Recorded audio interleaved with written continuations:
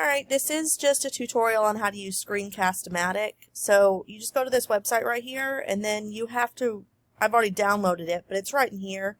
You need to download the recorder and then run through your steps of how to install it onto your computer.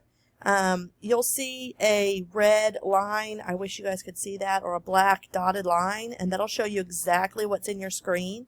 I can show you how to do that by I can move my screen around and you're only seeing exactly what I want you to see. It'll record your voice as well. You have to enable your microphones and your webcams and all that kind of stuff, but it'll ask you for all those permissions.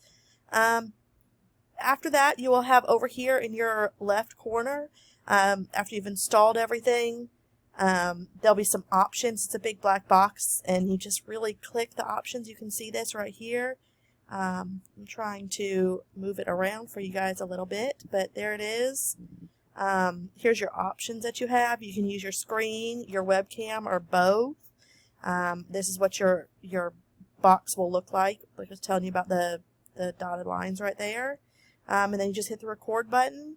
Make sure your settings are open. Hit this up for the way you want to be, and then hit record. It'll count down 3, 2, 1, and that's all there is to it. And you just talk and explain. You can see how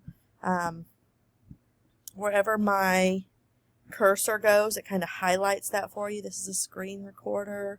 You do have to set up some sort of an account with them, but it's a very simple, very user-friendly option for this time. So I hope this is helpful to you, and please feel free to send me a message on Facebook if you need any more help. Have a great day. Stay safe. Wash your hands.